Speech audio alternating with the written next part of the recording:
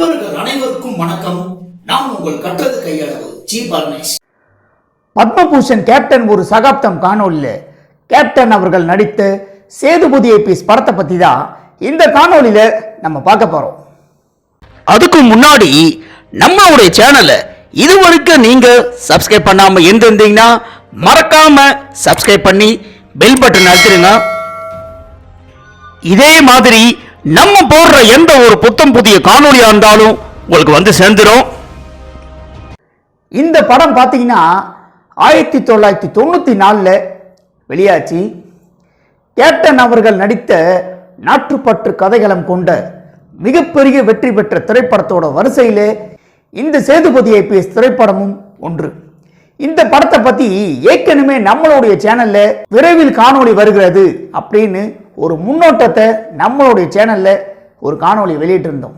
எத்தனையோ திரைப்படங்கள் பார்த்தீங்கன்னா நம்ம நாட்டை அழிக்கிற தீவிரவாதி கிட்ட இருந்து நம்ம நாட்டை எப்படி போலீஸ் அதிகாரி காப்பாத்துறாரு அப்படிங்கிற மையக்கருவை கொண்டு எத்தனையோ திரைப்படங்கள் வந்திருந்தாலும் இந்த சேதுபதி ஐபிஎஸ் திரைப்படம் பார்த்தீங்கன்னா கேப்டன் அவர்களோட சினிமா கேரியர்லேயே ஒரு வித்தியாசமான திரைப்படம் அப்படின்னு தான் சொல்லணும். இந்த படத்தோட மையக்கரு நம்ம நாட்டை அழிக்கணும்னு நினைக்கிற தீவிரவாதி கும்பல் கிட்ட இருந்து ஒரு போலீஸ் அதிகாரி எப்படி நம்ம நாட்டு மக்களை காப்பாற்றுறாரு அப்படிங்கிறது தான் இந்த படத்தோட மையக்கரு. இதை மாதிரி கதைக்களம் கொண்ட திரைப்படம் எத்தனையோ வந்திருக்கு. நம்ம நாட்டை அழிக்கணும்னு நினைக்கிற தீவிரவாதி கிட்ட இருந்து போலீஸ் அதிகாரி காப்பாற்றுற மாதிரி இந்த மாதிரி எத்தனையோ திரைப்படங்கள் வந்திருக்கு. ஆனால் இந்த படம் பார்த்தீங்கன்னா கொண்டு போன விதம், இந்த படம் பார்த்தீங்கன்னா இயக்குனர் பி வாசு அவர்கள் கொண்டு போன விதம், இந்த படம் ஜெட்டு வேகத்தில் தான் இந்த திரைப்படம் ஓடும். இந்த படம் ஆரம்பிக்கிறதும் தெரியாது முடியறதும் தெரியாது. அந்த லெவலுக்கு ஒரு மின்னல் வேகத்தில் இந்த படத்தோட திரைக்கதையை இயக்குனர் பி வாசு அவர்கள் பண்ணியிருப்பார். இந்த படத்தில் பார்த்தீங்கன்னா ரியாஸ் கான் கேப்டன் அவர்களோட குடும்பத்தில் எல்லாரோட மனசுலையும் நல்லவர் அப்படின்னு இடம் பிடிச்சி கேப்டன் அவர்களோட தங்கச்சியை கல்யாணமும் பண்ணி கொடுத்துருவாங்க. ஆனால் கடைசியில் பார்த்தா தான் தெரியும் இந்த தீவிரவாதி கேங்குக்கே இவர் தான் தலைவர் அப்படின்னு. இப்படி தான் இந்த படத்தோட கதை மூவ் ஆகும். அடுத்தடுத்து என்ன நடக்கும் அப்படிங்கிறத ரொம்ப ஒரு வேகமான முறையில் இந்த படத்தை இயக்குனர் பி வாசு அவர்கள் கொண்டு போயிருப்பார். இந்த படத்துக்கு கதை திரைக்கதை டைரக்ஷன் இயக்குனர் பி வாசு அவர்கள். இந்த படத்தை ஏவிஎம் ப்ரொடக்ஷன் ப்ரொடியூஸ் பண்ணியிருப்பாங்க. படத்துக்கு இசைஞானி இளையராஜா. ஒரு சில திரைப்படங்களை பார்த்தீங்கன்னா இந்த படத்தில் இந்த காட்சியை வச்சிருக்க வேணாம் அப்படின்னு இந்த படத்தை பார்க்கும்போது நம்ம எல்லாருக்கும் தோணும். ஆனால் இந்த சேதுபதி ஐபிஎஸ் திரைப்படத்தை பொறுத்த வரைக்கும் எந்த சீனுமே தேவையில்லாத சீன் அப்படின்னு சொல்ல முடியாது. இதில் ஒவ்வொரு காட்சிகளும் நம்மளை எல்லாரையுமே ரசிக்க வைக்கிற மாதிரி தான் இந்த சேதுபதி ஐபிஎஸ் திரைப்படத்தில் இருக்கும். அதுவும் கேப்டன் அவர்களோட அறிமுகம் பார்த்தீங்கன்னா இந்த திரைப்படத்தில் திரையரங்குகளில் ஒன்றுமே கேட்கல. என்னடா இவன் கேப்டன் அவர்களோட படத்தை ஒவ்வொரு படத்தை கொடுக்கும்போதும் இதே மாதிரியே சொல்கிறானே அப்படின்னு நினைக்கலாம். இந்த படத்தை சூரியன் தேட்டரில் நாங்கள் பார்த்தோம். இதில் ஒரு தப்பிச்சு போகிறதுக்காக ஒருத்தர் வருவார், துப்பாக்கி வச்சுன்னு அவர் பிடிக்கிற மாதிரி தான் இந்த படத்தில் வச்சுருப்பாங்க காட்சி. இந்த காட்சியை திரையரங்குகளில் ஒன்றுமே கேட்கல, வெறும் கைத்தட்டல் தான் கேட்டுது. அந்த மாதிரி தான் இந்த திரைப்படத்தில் இந்த காட்சி இருந்தது.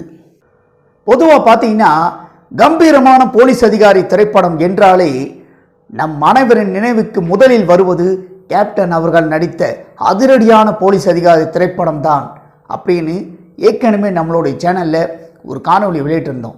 இந்த படத்துலையும் பார்த்தீங்கன்னா கேப்டன் அவர்களோட நடிப்பு அந்த மாதிரி தான் இருக்கும். ஆக்ஷன் காட்சிகள்லாம் பார்த்தீங்கன்னா சண்டை காட்சிகளை ரொம்ப ஒரு ஸ்டைலான முறையில் அவர் இந்த படத்தில் பண்ணியிருப்பார். ரிஸ்க் எடுத்து சண்டை காட்சிகள் போட்டிருப்பார்.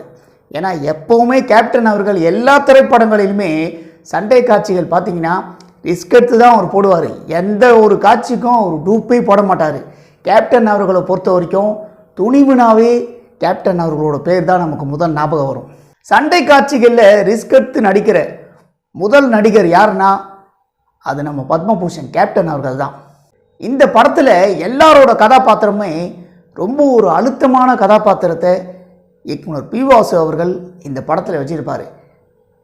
மிகப்பெரிய நடிகர் எம்என் நம்பியார் அவர்கள், ஸ்ரீவித்யா, கதாநாயகி மீனா பார்த்தீங்கன்னா இந்த படத்தில் கேப்டன் அவர்களுக்கு ஒய்ஃபாக வருவாங்க. அதாவது பல்லியை பார்த்து கூட அவங்க பயப்படுற மாதிரி தான் இந்த திரைப்படத்தில் காட்டுவாங்க.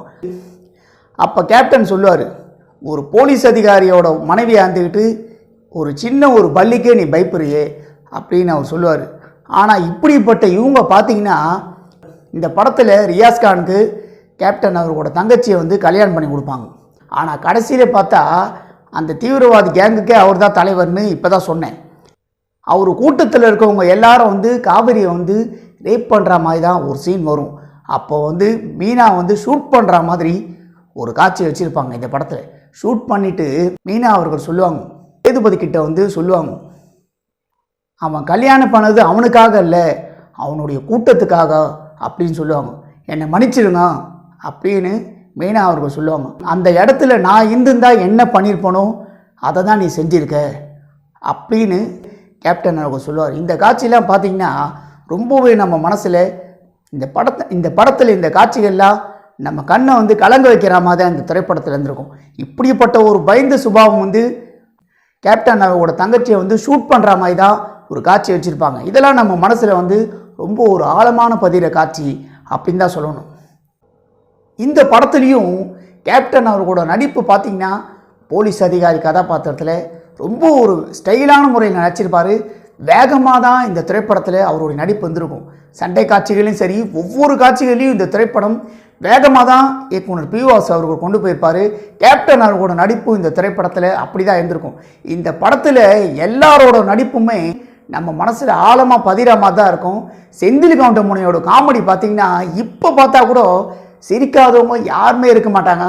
அந்த மாதிரி தான் இந்த படத்தில் செந்தில் கவுண்டமணியோட காமெடி இந்த திரைப்படத்தில் இருக்கும். ரெண்டு பேருமே வந்து காமெடி காட்சிகளில் வந்து சிரிக்காதவங்க யாருமே இருக்க மாட்டாங்க. அந்த மாதிரி தான் இந்த படத்தில் காமெடி காட்சிகள் இருக்கும். இந்த படம்லாம் பார்த்தீங்கன்னா 50 தடவை போட்டு பார்த்தா கூட சலிக்காத ஒரு திரைப்படம். இப்போ வர திரைப்படங்கள்லாம் ஒரு 2 வாட்டி பார்த்தாவே வந்து போர் அடிக்கிற மாதிரி நமக்கு ஃபீல் வரும். ஆனால் இந்த திரைப்படத்தை 50 வாட்டி பார்த்தா கூட போரே அடிக்காது. கேப்டன் அவர்கள் நடித்த நாட்டுப்பற்று கதைகளும் கொண்ட திரைப்படத்தில் இதுவும் ஒன்று. இந்த திரைப்படம் கேப்டன் அவர்களோட சினிமா கேரியர்லேயே ஒரு மிகப்பெரிய வெற்றி பெற்ற திரைப்படம் அப்படின்னு தான் சொல்லணும். இயக்குனர் பிவாசு அவர்கள் அந்த மாதிரி தான் இந்த படத்தை அவர் டைரக்ஷன் பண்ணியிருப்பார். அதே மாதிரி இந்த படத்தில் இசைஞானி இளையராஜா அவர்களோட இசையில் கேப்டன் அவர்களை வில்லனோட ஆட்கள்லாம் அடித்து போட்டுருவாங்க. அதாவது அவர் வந்து சாவர நிலைமைக்கு இந்த படத்தில் அவர் ஆயிடுவார். ஸ்கூல் பசங்க எல்லாம் வேண்டா மாதிரி ஒரு பாடல் காட்சி வச்சுருப்பாங்க, அனாதை என்னை யாக்கி விடாதே அப்படின்னு. இந்த பாடல் காட்சி இந்த படத்தில் எந்த லெவலுக்கு சென்டிமெண்ட்டான காட்சியாக இருந்திருக்கோன்னு இந்த படத்தை நீங்கள் எல்லாரும் பார்த்துருப்பீங்க, உங்களுக்கே தெரிஞ்சிருக்கும். அதற்கு பிறகு கேப்டன் அவர்கள் எழுந்து வரா மாதிரி வைப்பாங்க, எங்கள் தலைவர் சேதுபதி அப்படின்னு இந்த பாடலில் சொல்லுவாங்க. இந்த படத்தில் 4 பாடல்களுமே மிகப்பெரிய அளவுக்கு ஹிட்டான பாடல்கள். வண்ணமொழி மானே, விடியும் நேரம் அருகில் வந்தது, அனாதை என்னை ஆக்கி விடாதே, இப்போ சாத்து நடு சாத்து. இந்த பாடல்களில் மீனா அவர்கள் ரொம்பவே பிரமாதமான முறையில் நடனம் ஆடியிருப்பாங்க. இப்போவும் இந்த 4 பாடல்களுமே எல்லா சரௌண்டிங்லேயும் ஒழிச்சிட்டு தான் இருக்குது. இசைஞானி இளையராஜா அவர்கள் அந்த அளவுக்கு இந்த படத்தில் இசை ரொம்பவே சிறப்பான முறையில் அவர் பண்ணியிருப்பார். கேப்டன் அவர்களோட திரைப்படங்களை ரீமாஸ்டர் வெர்ஷனில் மறுபடியும் ரீரிலீஸ் மாநகர் காவல் திரைப்படத்தை பண்ணாங்க. இப்போ கேப்டன் பிரபாகரன் திரைப்படத்தை 500 திரையரங்குகளில் ரீரிலீஸ் பண்ண போகிறதா அறிவிப்பு வெளியிட்டிருந்தாங்க. இதை பற்றி நம்மளுடைய சேனல்லையும் ஒரு அப்டேட் காணொலி வெளியிட்டிருந்தோம். இப்போ இந்த சேதுபதி திரைப்படத்தையும் கண்டிப்பாக ரீமாஸ்டர் வெர்ஷனில் மறுபடியும் ரீரிலீஸ் பண்ணணும்.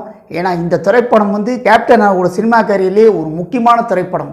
அதனால் இந்த திரைப்படம் அப்போவே ஒரு வேகமான முறையில் கொண்டு போயிருந்தாங்க. இப்போ இந்த படத்தை ரீமாஸ்டர் வெர்ஷனில் ரீரிலீஸ் பண்ணால் கூட கேப்டன் அவரோட ரசிகர்களும் மக்களும் கூட்டமாக இந்த படத்தை பார்க்குறதுக்கு வருவாங்க.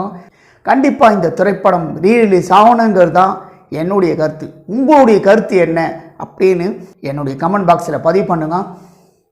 இப்போது கேப்டன் அவர்கள் நடித்த நாட்டுப்பற்று கதைகளும் கொண்ட திரைப்படங்களோட வரிசையிலே சேதுபதி எபிஸ் திரைப்படத்தை பற்றி நம்ம கொடுத்துருக்கிற இந்த காணொளி பற்றி நீங்கள் எல்லாரும் என்ன நினைக்கிறீங்கன்னு உங்களுடைய கருத்துக்களை என்னுடைய கமெண்ட் பாக்ஸில் எல்லாரும் மறக்காமல் பதிவு பண்ணுங்க. நண்பர்களே, இந்த காணொளி உங்களுக்கு பிடிச்சிருந்தா லைக் பண்ணுங்க, ஷேர் பண்ணுங்க, கமெண்ட் பண்ணுங்க. ரொம்ப பிடிச்சிருந்தா ஜி பார்மேஷன் கட்டுறது கையளவு சேனலை சப்ஸ்கிரைப் பண்ணுங்க.